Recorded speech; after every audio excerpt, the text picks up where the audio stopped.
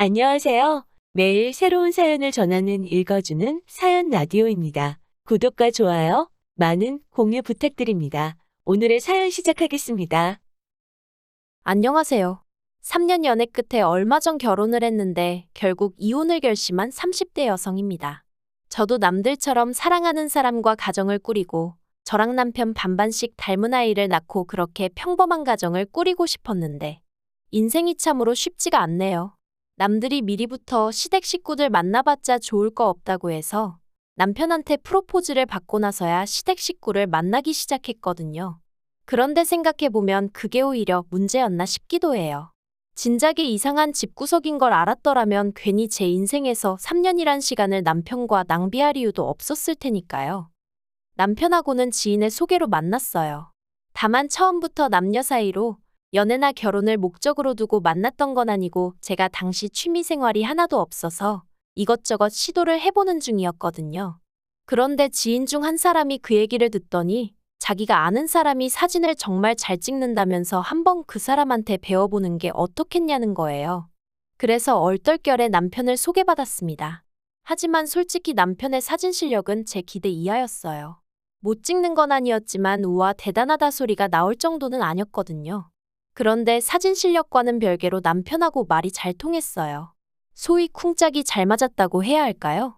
그래서 사진을 핑계로 남편이 저에게 먼저 데이트 신청을 했고 저는 못 이기는 척 그런 남편과 약속을 잡았죠. 그리고 2달 이후엔 정식으로 사귀는 사이가 되었고요. 사귀는 동안 서로 가족 이야기를 한다거나 그런 일은 거의 없었어요. 사실 남편이나 저나 직장 생활로 바쁘다 보니 일주일에 한두 번 보는 게 전부였고 그 시간도 그다지 긴 건 아니다 보니 서로에게 집중하기 바빴지. 그 외에 관한 것은 그다지 궁금해하지도 묻지도 않았거든요. 하지만 작년 늦가을 남편에게 프로포즈를 받으면서 처음 시부모님을 만나게 되었네요. 시부모님에 대한 첫인상은 솔직히 그다지 좋을 것도 나쁠 것도 없었습니다. 일단 제 스스로가 워낙에 긴장을 많이 했던 탓에 제가 어떻게 보일지 대답은 잘하고 있는 건지 그쪽으로만 신경이 쓰였거든요. 다만 어머님 아버님 2분 사이가 그다지 좋은 것 같지는 않대요. 그리고 역시나 제 예상대로 집에 돌아오는 길에 남편이 말하길 실은 아버님이 젊은 시절 어머님 속을 많이 썩이셨답니다. 사업도 3번이나 망하셨고 그 와중에 바람까지 펴서 어머님이 마음고생을 많이 하셨다는 거예요. 이미 다 지난 과거라며 별일 아니라는 듯 이야기를 하는 남편에게 차마 놀랐다는 반응을 보일 수가 없어 짐짓 저도 그렇구나 하고 아무렇지 않은 척은 했지만 솔직히 당황스러웠던 게 사실이에요. 아들은 결국 아버지를 닮게 돼 있다는 말도 생각나고 하지만 그때는 그래도 제 눈에 콩깍지가 씌어있기도 했고 그간 지켜본 남편은 절대 그럴 사람은 아니라는 믿음이 있었거든요. 그래서 당황스러웠던 마음도 잠시 이내 별일 없었던 듯 결혼 준비를 이어나갔죠. 상견례는 제가 시댁에 인사를 드리고 온 뒤 1달 반 만에 이루어졌습니다. 장소는 시댁과 저희 집 중간에 위치한 한정식 집이었고요. 원래는 호텔 중식당에서 하려고 했는데 시부모님께서 장소가 저희 집에서 더 가깝다는 이유로 기분 나쁜 티를 내셔서 그냥 중간에 위치한 그저 그런 한정식 집에서 할 수밖에 없었네요.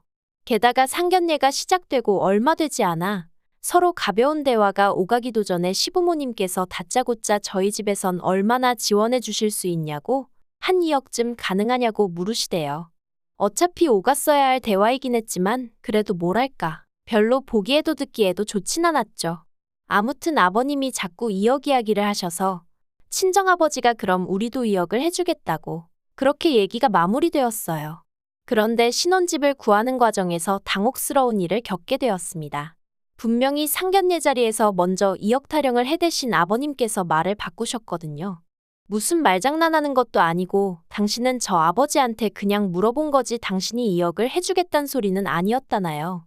어이가 없어서 제가 남편을 통해 아무래도 오해가 있었던 것 같다. 그러면 정확히 얼마를 해주신다는 이야기냐 여쭙습니다.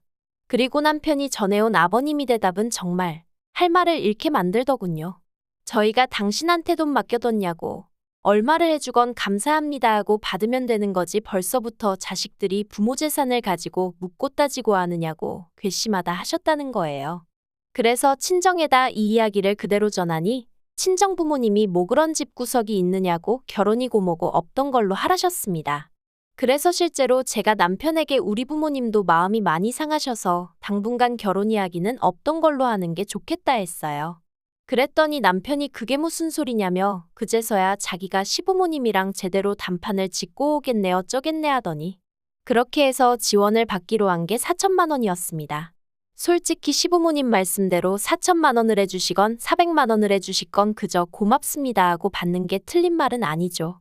시부모님 두 분이 열심히 고생하셔서 번 돈이니 저나 남편이 결혼을 핑계로 무조건 요구해서는 안 되는 거고요. 하지만 시부모님이 돈을 빌미로 저나 저희 부모님을 대하는 과정에서 마음이 많이 상했던 게 사실이에요. 그래도 다행이라고 해야 할지 친정 부모님께선 원래 해주신다던 2억 그대로 지원해 주시겠다 하셨습니다. 사위가 얼마나 예뻐서도 아니고 사돈한테 잘 보이자고 그런 건 더더욱 아니고 하나뿐인 딸. 제가 고생하는 게 보기 싫어 해주시는 거라 하셨어요. 그리고 그런 저희 부모님 앞에서 남편은 제대로 고개를 들지 못했죠. 하지만 여기서 끝이었으면 얼마나 다행이었을까요? 문제는 그나마 주시기로 한 4천도 이 핑계 저 핑계를 대시며 안 주시는 거죠. 나중엔 말씀하시기를 저희 잔금 치르기로 한 날 하루 전에 주시겠다더니 막상 당일이 되어 연락을 드리니 이번엔 또 배탈이 나서 은행에 못 가고 계신다대요. 그리고 남편도 답답하고 하니까 그럼 어떡하냐고 볼멘 소리를 한 모양이던데. 그걸 빌미로 막대 먹었다고 끝까지 돈을 안 주셨어요. 그리곤 며칠 뒤 말씀하시기를 어차피 그 돈 없이도 잔금 잘 치르고 하지 않았냐며 그땐 저희가 너무 괘씸해서 주기 싫으셨답니다. 그리고 이제 어느 정도 상황이 해결이 되었으니 그 4천을 1억으로 불려서 다음에 이사 갈 때 주시겠다는 약속을 하시더라고요. 당연히 믿음이 갈 리가 없었죠. 그래도 제가 파혼을 하지 않았던 이유는 딱 하나였어요. 매번 그럴 때마다 남편이 정말 죽을 듯이 저에게 미안해했거든요. 자기가 중간에서 역할을 제대로 못한 탓이다. 자기도 자기 부모님이 저렇게 쉽게 말을 바꾸시는 분들인 줄은 몰랐다. 어쨌든 미안하다. 그리고 저희 친정부모님한텐 또 엄청나게 깍듯하기도 했어요.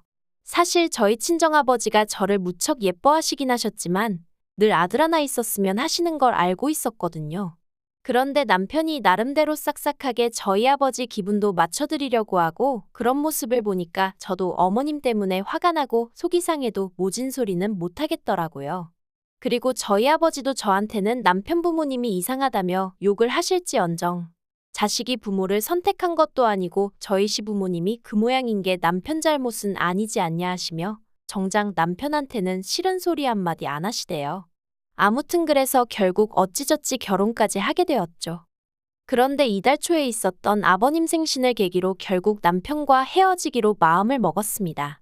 이걸 어디서부터 어떻게 말을 꺼내야 하나 싶은데 사실 아버님 생신을 앞두고 남편한테 보통 어떻게 축하를 하냐고 물어봤었는데 그 내용이 충격적이었어요. 저는 그냥 가족끼리 모여서 식사하고 선물 주고받고 그 정도 생각하면서 올해 음식 정도는 내가 하면 되려나 싶었거든요. 그런데 그게 아니라 매년 아버님 생신이 되면 아버님 형제분들이 전부 다 시댁으로 모인다는 거예요. 그리고 그 많은 손님 대접은 전부 어머님이 하신다고요. 그래서 제가 남편더러 그러면 어머님 생신 때는 아버님이 그렇게 챙겨드리냐? 어머님 형제분들이 다 오시는 거냐 하니까 약간 허점을 찔린 듯한 표정을 짓더니 그건 아니고 아버님 생신 때만 그렇게 한다는 거예요. 좀 황당하더라고요. 그래도 평생을 그렇게 해왔다 하고 어머님이 별 말씀 없으시다 하니 제가 이러쿵저러쿵 할 건 아니다 싶어서 더 말은 안 했지만요. 그런데 남편이 말이 나왔으니 말인데 이제 어머님 대신 제가 아버님 생신을 그렇게 챙겨드리면 좋을 것 같다는 거예요. 그래서 제가 싫다고 했습니다. 어머님이야 어머님 남편이니까 그렇게 해드렸는지 몰라도 나는 그렇게까진 못한다고요. 그랬더니 남편이 이내 또다시 당황한 표정을 하더니 그러면 저더러 어머님이랑 얘기를 한번 해보라는데 도대체 뭘 이야기를 해보라는 건지 아무튼 더는 왈가왈부하기 싫어서 일단 알겠다고 하고 넘겼네요. 그리고 아버님 생신을 이틀 앞두고 어머님께서 전화를 해오셨습니다. 저더러 아버님 생신인 건 아냐 그러시길래 안다고 했더니 그런데 어째서 가타부타 말이 없냐 하시더라고요. 그래서 제가 남편하고 상의하셔야 하는 거 아니냐고 물었어요. 사실 그렇잖아요. 아버님 생신이면 어머님하고 아들인 저희 남편이 상의를 하면 될 일이지. 남편을 건너뛰고 저랑 무슨 이야기를 하시고 싶으시단 건지. 게다가 아버님 생신인 걸 제가 안다고 제가 먼저 무슨 얘기를 하겠어요. 가뜩이나 남편한테 들은 이야기도 있는데. 아무튼 제가 그렇게 나가자 어머님이 남자애가 뭘 알겠냐고 걔랑 얘기를 하겠냐면서 저더러 내일 출근하지 말랍니다. 회사에는 아파서 못 간다고 하든 어쩌든 이야기를 잘하고 시댁으로 오라는 거예요. 시댁에 와서 토요일 아버님 생신상에 차릴 음식을 같이 좀 하자고요. 황당해서 잠깐 말문이 막혔지만 제가 그렇게는 못한다고 했습니다. 제 도움이 정말 필요하다 하시면 토요일 아침에 갈 수 있도록 노력은 해보겠지만 회사까지 빠져가면서 그렇게는 못한다고요. 그리고 문득 든 생각이 정 도움이 필요하시면 남편한테 얘기해보시라고 했어요. 남편이야말로 자기 아버지 생신인데 어머님이 그 정도로 도움이 필요하다시면 연차라도 내야 하지 않겠냐고요. 그랬더니 어머님이 뜬금없이 저더러 친정에서 그렇게 배웠냐입니다. 친정까지 들먹이시는데 저라고 좋은 소리가 나갔겠어요? 그래서 저희 친정에선 부모님 생일상 때문에 자식더러 회사 못 가게 하는 적이 없어서 배우고 말고 할 게 없었다고 했죠. 그리고 결국 이튿날 저는 시댁 대신 회사에 갔어요. 그랬더니 남편도 서운한 티를 팍팍 내더라고요. 점심시간에 통화를 하는데 자기가 어머님이랑 통화를 했는데 혼자 음식하시느라 정신이 없으시더라. 날도 더운데 정말 고생하시는 것 같다. 제가 도와드렸으면 정말 좋아하셨을 거다. 듣다가 너무 짜증이 나서 제가 남편더러 그러니까 당신이 총대 메고 나서서 이런 거 이제 하지 말자고 말씀드리라고. 무슨 형제분들까지 다 불러서 생신 축하를 받으시냐고. 어머니 고생하시는 거 안 보이냐고. 아들로서 그 정도 말은 할 수 있지 않냐 했어요. 그랬더니 남편이 제가 자기 아버지를 몰라서 그렇다면서. 모르긴 뭘 몰라. 자기가 사업 망하고 바람피고 어머님한테 개차반이라고 다 말해줘 놓고. 물론 그 소리를 입 밖으로 내진 않았지만요. 그리고 아버님 생신당일이었어요. 1시부터 점심 식사라고 하셨지만 그래도 혼자 고생하셨다는 말이 마음에 걸려서 오전 10시쯤 시댁에 도착을 했어요. 그랬더니 어머님이 뭐 이렇게 일찍씩이나 왔냐면서 한껏 빈정거리시대요. 거기서 저도 마음이 많이 상했죠. 그런데 뒤이어 느지막이 기상하신 아버님께서 저를 보시곤 내년부턴 군소리 말고 네가 차려라 하시는 거예요. 그래서 제가 남편을 쳐다봤습니다. 내심 남편이 무슨 말이라도 해주길 바랬거든요. 어제 서로 나눈 얘기도 있었으니까요. 그런데 남편이 자긴 아무것도 모른다는 식으로 먼 산만 보고 있는 게 아니겠어요? 어이가 없어서 아버님한테 저는 못한다고 했습니다. 어머님이야 전업주부시고 아버님 아내니까 이렇게 해주셨는지 몰라도 저는 이렇게 못한다고 대신 생신 때 맛있는 데 모시고 가서 식사 대접하겠다고 했죠. 하지만 이내 말은 똑바로 해놔야지 싶어서 형제분들은 빼고요라고 덧붙였습니다. 까놓고 매해 무슨 잔치 해드릴 일 있나요? 아무튼 저도 마음이 상했지만 저 때문에 어머님 아버님도 마음이 상하신 게 눈에 보이대요. 솔직히 제가 뭘 잘못했다는 생각은 안 들었지만 그래도 어째서인지 죄송스러운 마음이 들긴 했고요. 그래서 그때부턴 나름대로 싹싹하고 빠릿빠릿하게 움직이면서 분위기에 맞춰드리고 있었어요. 그런데 어느덧 아버님 형제분들 오시고 술도 한두 잔 들어가자 아버님이 대뜸 요새 장사치들이 얼마나 돈을 더럽게 버는지 아냐입니다. 장사하는 인간들이 하는 말은 하나 믿을게 못 된다면서 오죽하면 장사꾼 똥은 개도 안 먹는다는 소리를 하시는 거예요.